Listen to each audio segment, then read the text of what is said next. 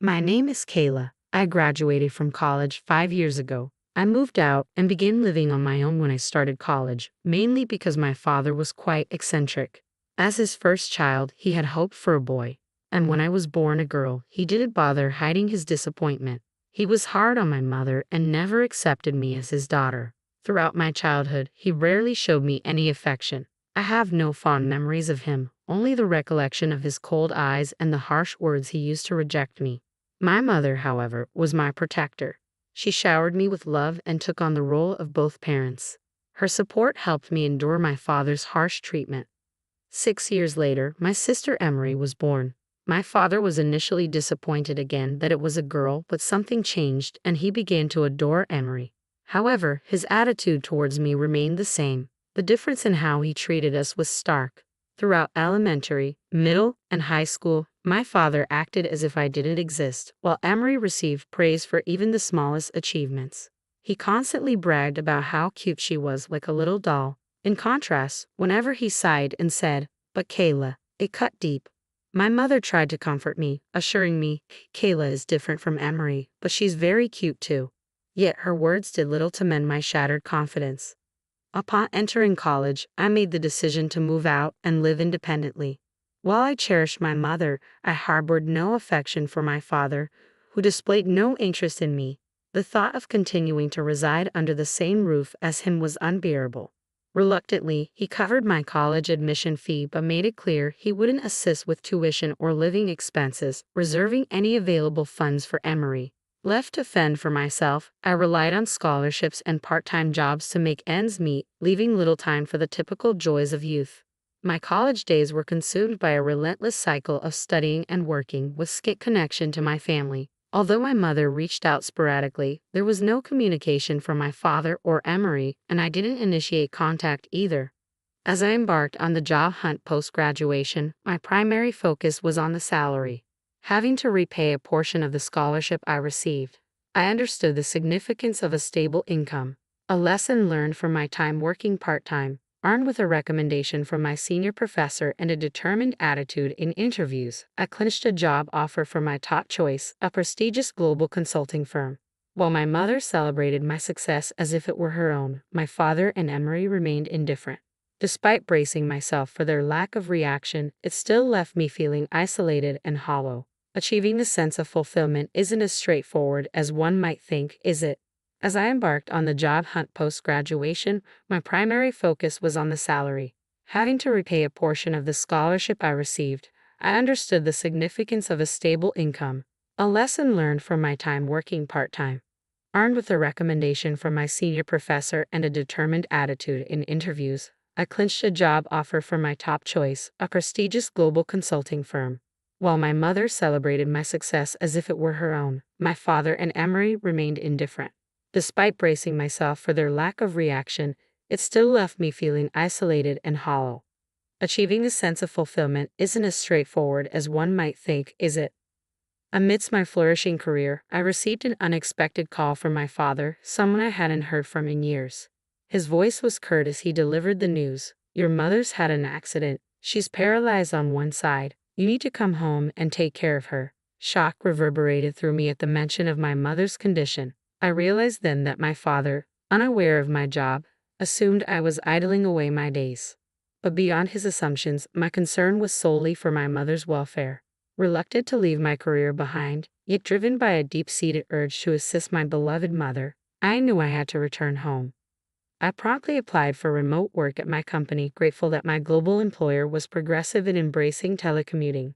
With the infrastructure already in place, I decided against terminating my apartment lease, deeming it prudent to retain it despite the seeming wastefulness of paying rent. Thus, I returned to my family home, bringing only essentials.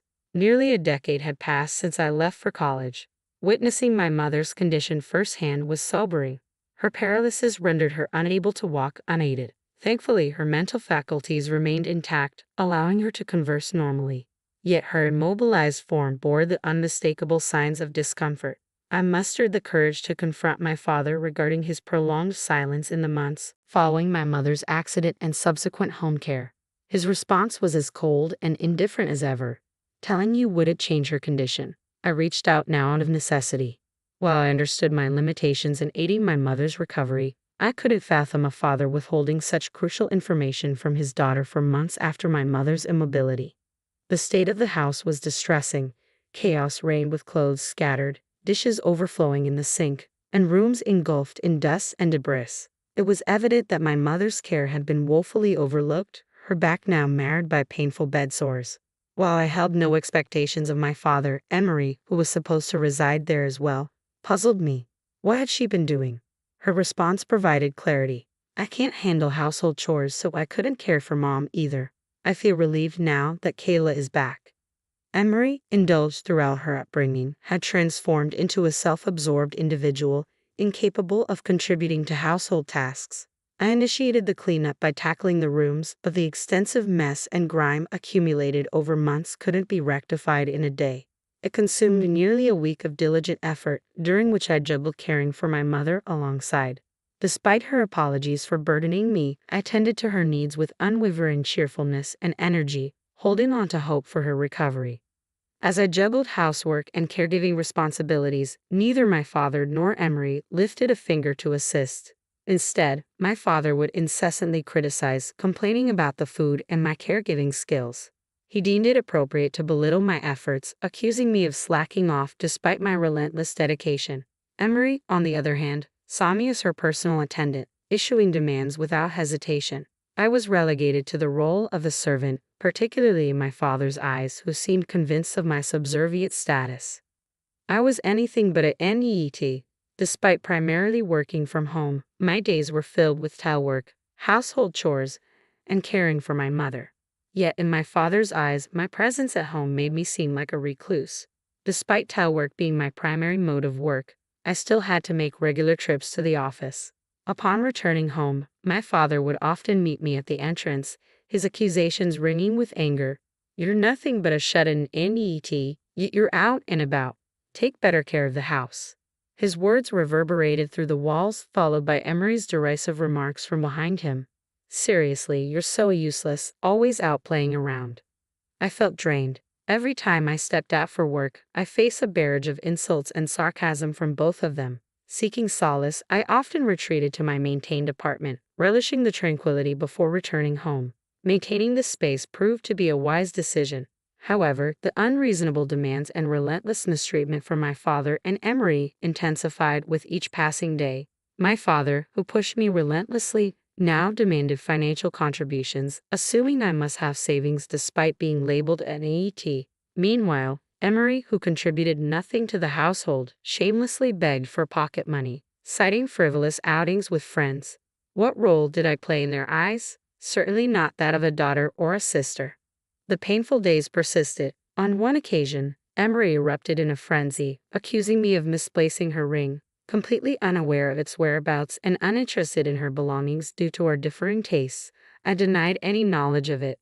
Injured by my response, she barged into my room, and though I was slow to react, I followed her inside. To my dismay, I overheard her triumphant declaration from within. Look, here's the ring. Kayla must have stolen it. Emerging from the room, Emery pointed an accusatory finger at me, her voice laced with indignation. I knew for certain that the ring hadn't been in my possession. Emery had orchestrated a trap, a form of retaliation for refusing to provide her with pocket money. Hastening to inform my father, who had just returned home, Emery embellished the tale, painting me as a thief. Stealing from your own sister. Truly despicable, my father chastised, refusing to entertain my explanations. Emery, seizing the opportunity, added her own disdain, threatening to expel me from the household if not for my mother's care. Thus, I found myself unjustly branded as a thief. During dinner one evening, my father suddenly erupted into a rage, the cause unbeknownst to me. He launched into a tirade, hurling insults my way for my perceived incompetence in household chores and cooking, and for my failure to contribute financially. He dismissed my current work as insufficient, labeling me as nothing more than a shut-in. His anger escalated as he threatened to destroy my plaything. My heart sank as I realized he meant my computer, my indispensable tool for work. Rushing to my room, I intercepted him just as he was about to act, shielding my cherished companion from harm. All the while, Emery observed from the sidelines, a smirk playing on her lips. As my physical and emotional reserves dwindled, my mother peacefully passed away. Despite her gratitude for my care, she suffered witnessing the treatment I endured from my father and Emery. Drained of strength, my heart fractured, leaving me numb to tears. While I mourned, my father and Emery showed no sorrow, viewing her passing as a mere inconvenience. Though our lack of tears united us, our sentiments couldn't be more divergent. After a quiet funeral, my father summoned me to the living room, delivering a cold ultimatum. Your mother's gone, and you're no longer needed. Leave immediately. We have no use for a useless NEET. While I anticipated his callousness, I never imagined it would materialize. Despite my protestations of hard work, he remained resolute. Emery chimed in with her own cruelty, likening me to a parasite, echoing my father's sentiment. Dazed by the onslaught of harsh words, I agreed to renounce my mother's inheritance, realizing her love was the only solace I ever received. I don't want it. I'll renounce it and leave, I replied, preparing to depart immediately. I requested a day's reprieve to gather my belongings and wasted no time in preparations. The following day, my father's terse reminder signaled the moment of departure. Are you ready to leave? Make it quick. With resolve, I declared my departure, severing ties with both the house and its occupants. Loading my scant possessions into the taxi I had arranged, I couldn't help but notice how few belongings I truly possessed. Returning to my parents' home after 9 years felt surreal, yet this departure held finality. I knew I would never return. Despite the emptiness of my time there, I found solace in knowing I had done what I could for my mother. Returning to my maintained apartment, I initiated the transition from telework to a conventional office setup. I was grateful for the foresight of keeping that space. My routine resumed, if not intensified, as I immersed myself in work, yearning to bury the painful memories of the past. Approximately 3 months later, I found myself fielding an unexpected call from my estranged father. Despite my reluctance, I answered. His tone was accusatory from the start. What's this about a promissory note? The amount is outrageous. Are you some kind of NET? How much do you even earn? His questions came rapid fire, leaving me scrambling for a response. I am far from an NET, I retorted, my frustration mounting. Thanks to my unwavering commitment to my job, I've managed to secure a respectable income, one that surpasses many in my age bracket. Furthermore, I've diligently saved over the years. When I first assumed the role of caregiver for my mother, I invested in various equipment and amenities to improve her quality of life. Recognizing the financial strain on the household, I willingly contributed to our monthly expenses, easing my mother's burden. Long before my father's demands for money, I was already offering financial support. I even covered Emery's tuition fees to alleviate my mother's concerns. My mother, appreciative of my financial support, insisted on formalizing our arrangement with a promissory note. Over time, my contributions amounted to a significant sum, effectively placing my father and Emery in debt to me. While I had voluntarily relinquished my claim to inheritance, they remained liable for the loans outlined in the note. Realizing the weight of their indebtedness, my father was rendered speechless upon hearing the full explanation. He erupted in a futile attempt to renounce the inheritance, but their prior actions invalidated any such claims. Work diligently to repay your debts and cease all contact with me. I want nothing to do with you, he raged before I disconnected the call and blocked further communication. Following the events, my uncle, my mother's brother, became a source of upheaval for my father and Emery. At my mother's funeral, I reconnected with my uncle after a long hiatus and confided in him about our family situation. To everyone's surprise, the family home belonged to my uncle, with my mother as the tenant. Although inheritance granted my father and Emery the right to continue renting, my uncle chose not to renew the lease. Legally, tenants held leverage, but my father and Emery were powerless against my uncle's decision. The transgressions only exacerbated the situation, leading to their eviction. Additionally, my father, who had long been on the brink of losing his job, was finally let go. Emery, unable to afford tuition, was forced to abandon her studies despite being close to graduation.